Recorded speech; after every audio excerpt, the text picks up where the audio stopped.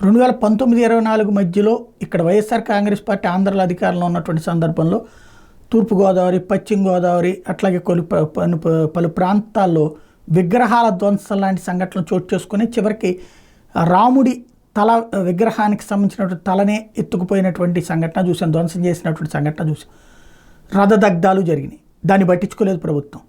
దాని పర్యవసానం ఇవాళ జగన్మోహన్ రెడ్డి రాజకీయంగా భారీగా దెబ్బతిన్నాడు. హిందువులు పోలరైజ్ అయ్యి మరి భారతీయ జనతా పార్టీ ఇటు పక్కన ఉంది కాబట్టి తెలుగుదేశం జనసేన కూటమిలోకి ఓటేశారు. రేవంత్ అది గుర్తుపెట్టుకోవాలి. హిందూ పోలరైజేషన్ అంటే నీ మతాన్ని నువ్వు పాటించుకున్నంతసేపు ఏం ప్రాబ్లం లేదు, నా మతాన్ని దెబ్బతీస్తానని కుట్ర జరుగుతున్నప్పుడు కూడా చూస్తూ ఊరుకుంటానంటే కుదరదు. మొన్న సికింద్రాబాద్లో అమ్మవారి టెంపుల్ దగ్గర ధ్వంసం దగ్గర నుంచి చూస్తే ఇప్పుడు తాజాగా ఆంజనేయ విగ్రహాన్ని తగలబెట్టినటువంటి ఘటనలతో సహా పట్టించుకోకపోవడం, దాని కారకులకి సంబంధించి నార్మల్గా ట్రీట్ చేయడం, అదేదో సహజ సిద్ధమైన నేరాలుగా ట్రీట్ చేయడం అన్నటువంటిది మాత్రం ఎవరికి నచ్చట్లేదు. సీరియస్గా దృష్టి సారించాల్సి ఉంది.